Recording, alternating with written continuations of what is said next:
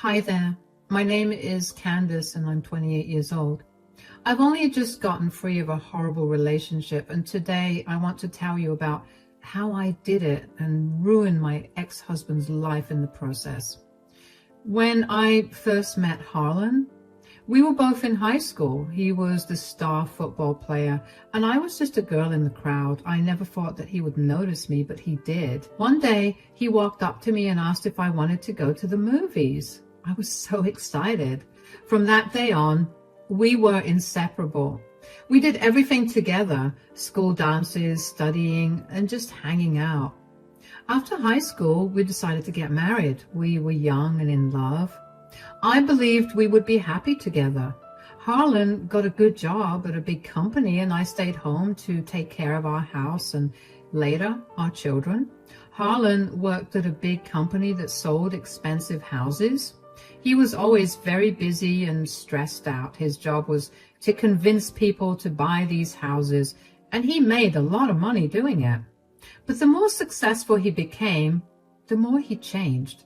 At first, everything was perfect. Harlan would come home from work and we would have dinner together and talk about our day. He always made me laugh, and I felt so lucky to have him.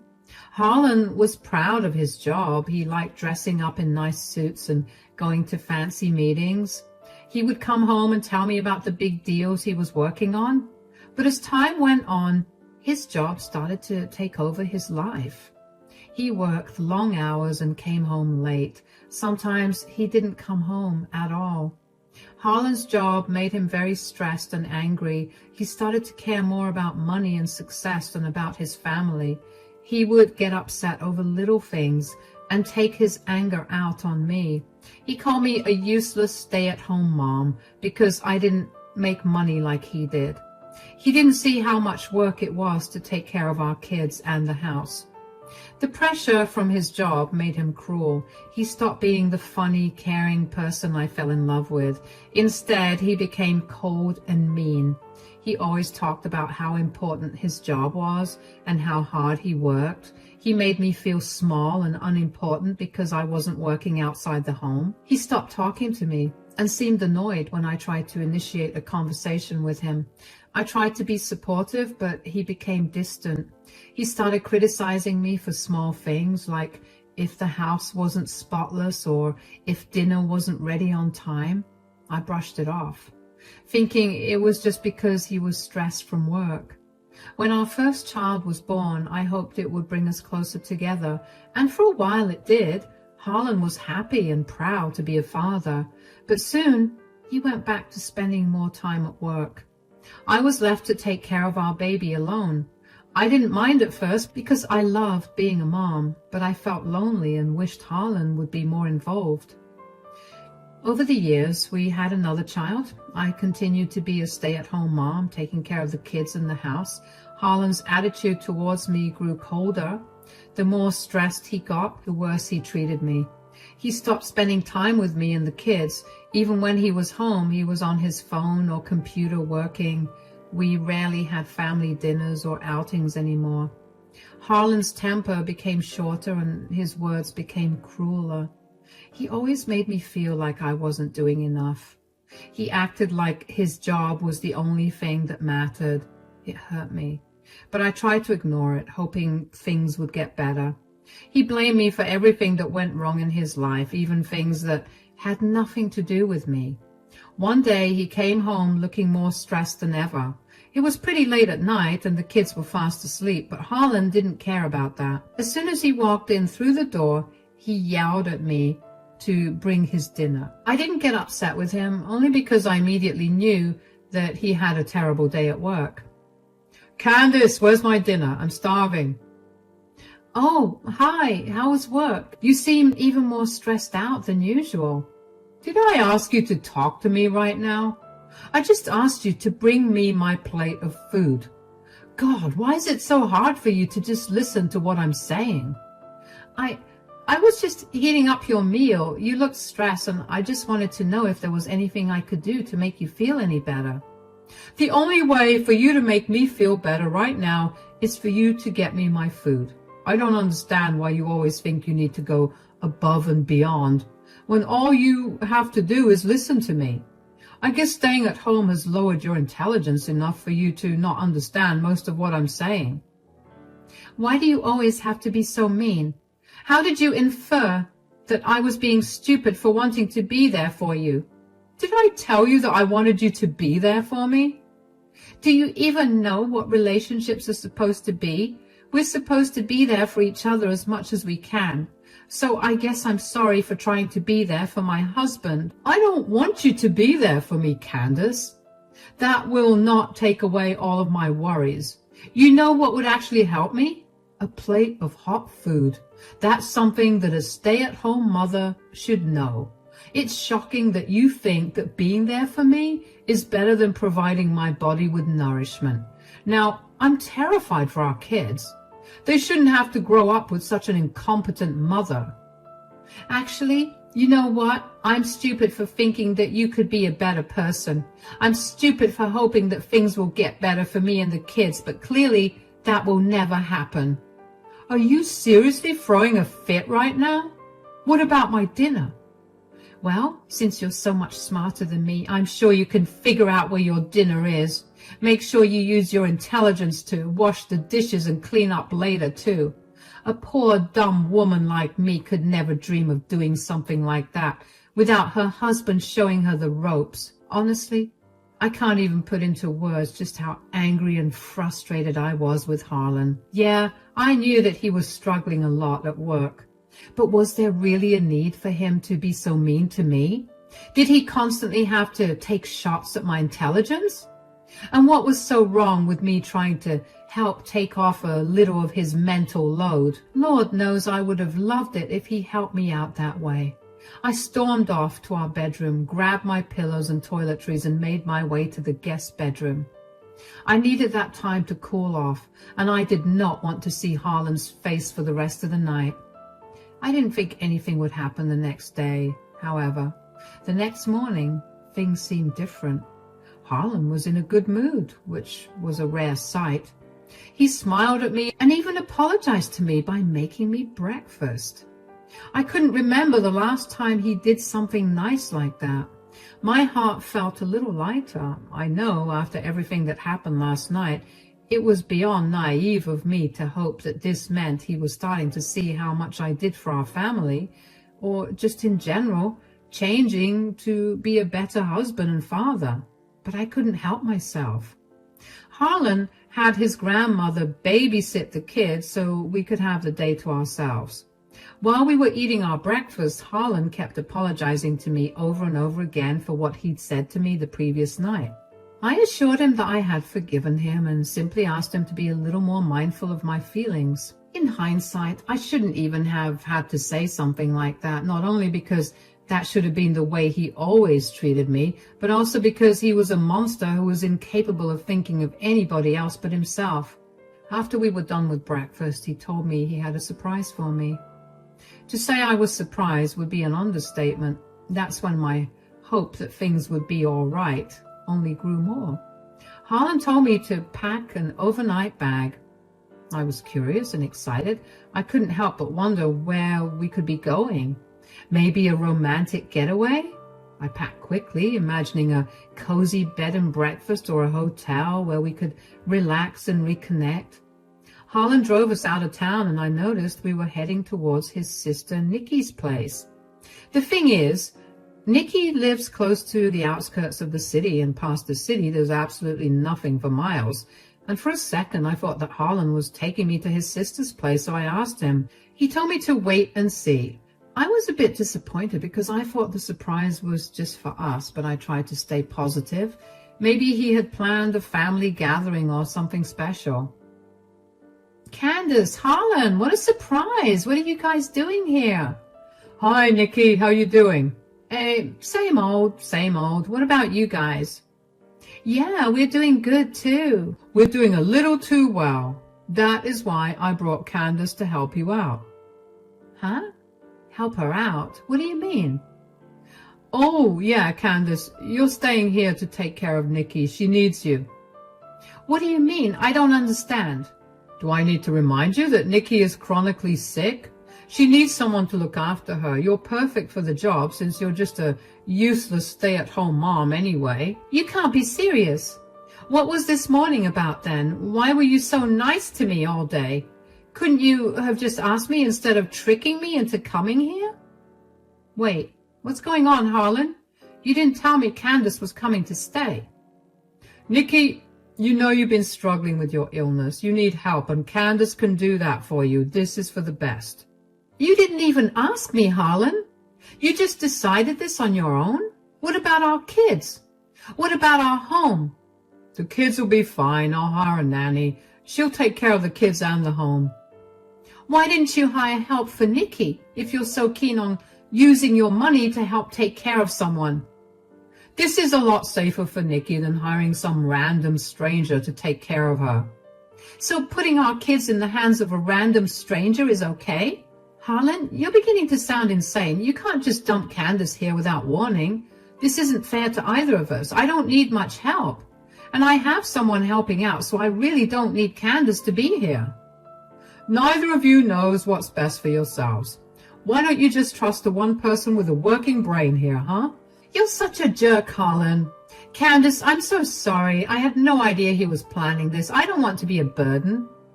It's not your fault, Nikki, and you're not a burden at all. I would love to take care of you. I actually have no problem with that. I just don't like the fact that Harlan tricked me into coming here just so he could dump me here and leave. You would never have said yes if I told you what I wanted you to do. This is happening whether you like it or not. Nikki needs you. No, I would have agreed. You just chose to not tell me so you could have the satisfaction of seeing me panicking. Harlan, you need to reconsider this. Candace has her own life and responsibilities, and you can't do anything on her behalf without her permission. I've made my decision. This is final. We'll see about that, Harlan. You can't control everything. Candace, you don't have to stay if you don't want to. Oh, I have her phone, and she doesn't know how to drive. Not that you have a car. She has no money to her name except for what little money I'll give you when I leave. Candace will be staying here. I have to go now. I'll be back to check on things later. Tears welled up in my eyes. This wasn't a surprise. It was a betrayal. Harlan didn't want to fix things between us. He wanted to get rid of me.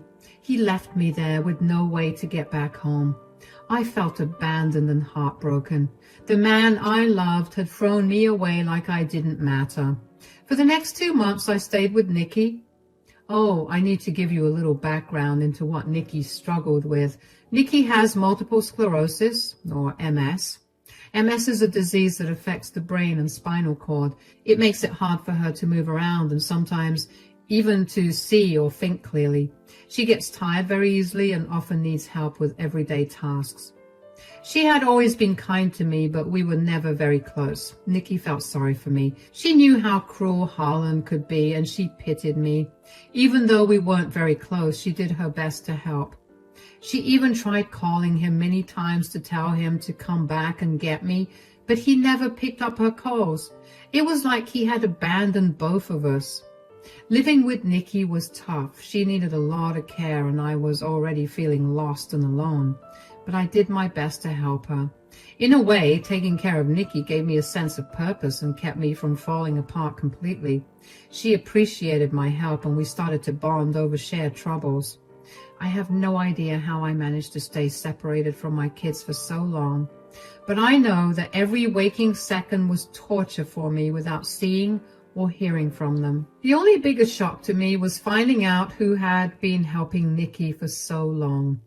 After about a week of staying with Nikki, a woman showed up at Nikki's place. She looked just like Harlan, but feminine. I immediately knew that it was Nikki's and Harlan's mother, Rebecca. I was way too shocked to speak. I let her into the house and she introduced herself to me. I barely managed to get words out of my mouth as I introduced myself. She realized that I was not in the space to be talking, so she gave me space to come to terms with what I was seeing and caught up with Nikki instead. Harlan never talked about his mother, Rebecca. He always changed the subject or got angry if I asked. I never understood why. He said she left when he was young, but that was all he told me. It seemed like a painful topic, so I stopped asking. But every once in a while, Harlan would slip up and tell me that his mother was a horrible, mean, and abusive person. By contrast, the more I watched Rebecca interact with Nikki, the more I realized that she was kind of caring and nothing like the person Harlan had described. I still didn't feel entirely comfortable with Rebecca from the get-go, but she did make it a point to come once every few days. We gradually began speaking, and one day, while we were having tea, I asked, and she told me everything that had really happened with Harlan, Nikki, and her. Rebecca, can you tell me what happened between you and Harlan? Why did you two stop talking? It's a long and painful story. When Harlan was a teenager, his father began abusing me. And by this time, Nikki had moved out of the house to attend college, so she never witnessed any of the abuse. But my ex-husband would hurt me often, and I was terrified for my life. I wanted to take Harlan and run away, but I had no money and no place to go. Oh, wow. I'm so sorry that you had to go through that. Harlan had never mentioned his father abusing you. Well, when you had only one parent to raise you, I guess you tend to idolize them and forget about all their negative qualities. Yeah, I guess I can see that happening with him. Did you have a job? Did you try to save money? I did. I tried to save money secretly, but it was never enough. One night, things got really bad. Harlan's father hurt me so badly that I thought I might die. I made the hardest decision of my life. I left to find a safe place and promised myself I would come back for Harlan. I told him I loved him and that I would return soon. But Harlan was young and didn't understand. He felt abandoned and betrayed. Oh, Rebecca, that must have been so hard for both of you. It was. I struggled for years. I worked multiple jobs, saving every penny to get a stable home where I could bring Harlan. But by the time I managed to do that, Harlan's father had turned him against me. He apparently did a great job with that. What did he tell Harlan for it to have affected him so much? He told Harlan that I didn't love him and that I left because I didn't care about our family. Harlan believed those lies because he was hurt and angry. That's so unfair. When I finally returned, Harlan refused to see me. He believed his father's stories and didn't want anything to do with me. I tried for years to reconnect with him. I sent letters, made phone calls, and even visited his house. But Harlan shut me out completely. I never stopped loving him, Candace. I did what I thought was best to survive and come back for him. But he will never forgive me, and it breaks my heart every day. I'm so sorry, Rebecca. I can't imagine how hard that must be for you. It's been so many years, and he's built up so much anger and resentment. I don't know if he'll ever believe that I left because I loved him and wanted to protect him. I feel like I've already affected him worse than his father could have. I mean, you're here for a reason too, right? I don't feel right adding more salt to your wounds. No, please tell me everything. Is Harlan a good person, a good husband, a good father? Not really. He dumped me here to take care of Nikki because he thinks I'm a useless stay-at-home mom who's only good at doing things like taking care of family. What? To his credit, he wasn't always like this, but I guess I also married him when we were practically children. We were only 18. Why haven't you left him? I don't have any funds to leave. Believe me, I would if I could. I hate the way he treats me. Like I'm his maid or just someone who's not even worthy of being glanced at. Why don't we make him pay for it then? What do you mean? Let's take our revenge on him. I just rambled on how much I love him, but believe me when I say I have my own issues with him. He has not treated Nikki right, and I want him to pay for it. Are you on board? Of course. Hearing Rebecca's story made me realize why Harlan was so cold and distant. He was deeply hurt and never healed from his mother leaving, but he never told me the truth. Instead, he buried his pain and took it out on me. He treated me like I didn't matter because he felt like he didn't matter to his mother. That did not erase or lessen any of the anger that I felt towards him. When Rebecca mentioned getting back at him, And when she said it with such conviction and confidence, I felt a fire ignite in me. I had forgotten that I could take control of my life because I got used to being under Harlan's thumb. But at that time, I wanted nothing more than to watch Harlan crumble. But just as Rebecca and I got started with discussing how to take revenge on Harlan, we heard the front door unlock. Rebecca and I froze. We knew that Nikki was asleep in her room and only one other person had the keys to Nikki's place, Harlan. When Harlan walked in and saw his mother, he froze. "Candace, what is she doing here?" "Your mom? Oh, she's been the one helping Nikki out. Did you never stop to think about who was taking care of your sister, or did you only think of it when you needed me gone out of your life?" "Oh, so she's already poisoning your mind, huh?" "Poison my mind? What are you talking about?" "The old you would never have thought of things like that. How long have you been in contact with this disgusting woman?" "Excuse me? That is your mother. Speak to her with respect." "A woman like her would never get any respect from me, and neither will women like you." "Do you really have to throw jabs at her every time you speak? Do you always have to try to interfere in my life and ruin everything?" "I don't think I'm interfering anywhere, nor am I ruining your life." "How come every time something terrible happens to me, you are involved somehow?" "Maybe it was because of you that bad things happened. You know very well that you have neglected your responsibilities to your family for years." "What are you even talking about?" "I know that you severely neglected Nikki for years. You fought me to have the right to care for Nikki. You hated me so much that you risked your sister's life. She almost died because of your neglect, and when I tried to get you charged with the crime, you paid your way out." "She's older than me, so she should be able to take care of herself." "She couldn't, and you know that. You're now abandoning your wife, and it will only be a matter of time before you abandon your kids too. And I will not let that happen.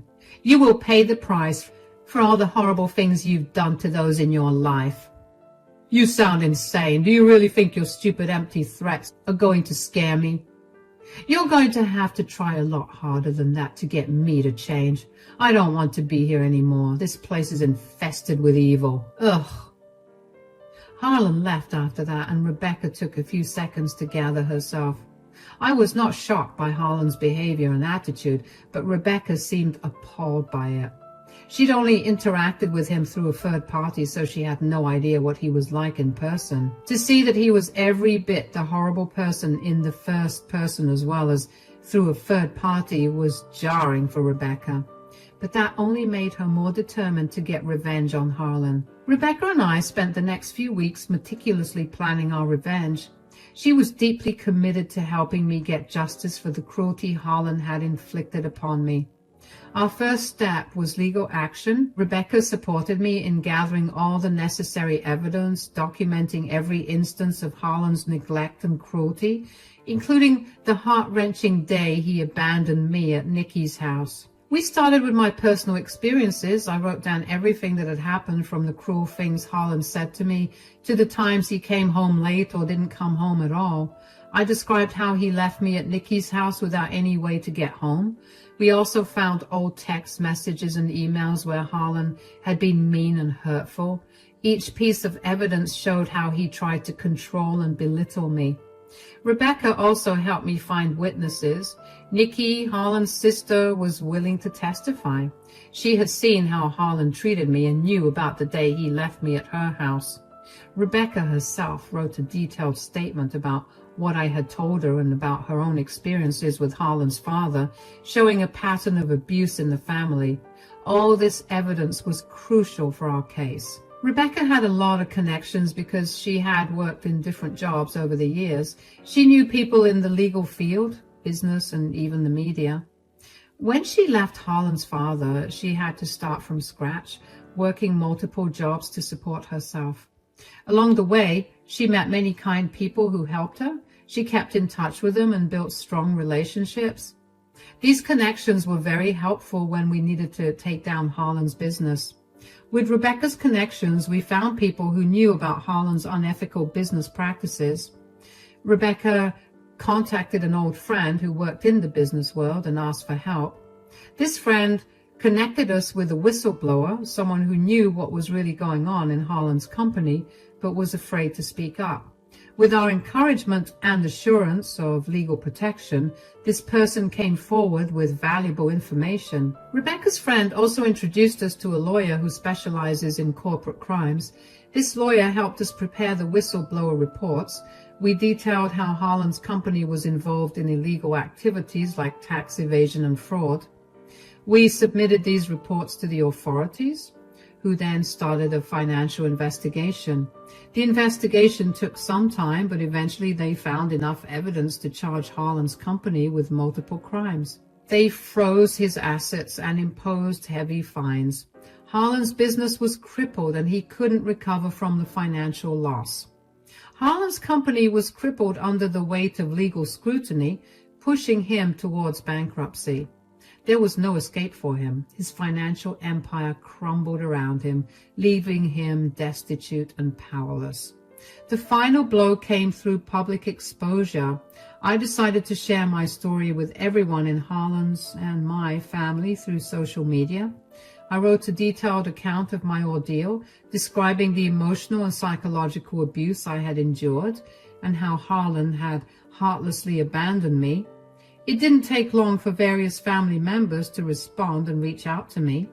The response was overwhelming. Friends and family were horrified by Harlan's actions and rallied behind me with immense support. Harlan's reputation was irreparably damaged. Nobody wanted to talk to him, and many even called him to chew him out for treating the kids and me horribly. The humiliation that Harlan faced had been way too much for him to even show face. He quietly removed himself from all of our lives, and as far as I know, he's still keeping a low profile. He's barely scraping by each month, and that makes me irrevocably happy. With Harlan out of the picture, I finally started to rebuild my life. I moved back home with Jack and Lily. We found peace and happiness together, free from the constant stress and fear that Harlan had caused. Rebecca continued to be a big part of our lives, offering support and love. She became the grandmother my kids never had. I found joy in the little things again. I started a small business from home, something I had always dreamed of. It was hard work, but it was fulfilling. I also joined a support group for women who had gone through similar experiences, and it helped me heal. Jack and Lily thrived in the new environment. They were happier, more relaxed without the tension that Harlan used to bring into our home. We spent more time together, going to the park, playing games, and just enjoying each other's company. I finally felt free and strong. I was no longer just a useless stay-at-home mom, as Harlan had called me. I was a mother, a businesswoman, and a survivor. I had taken control of my life and found happiness again.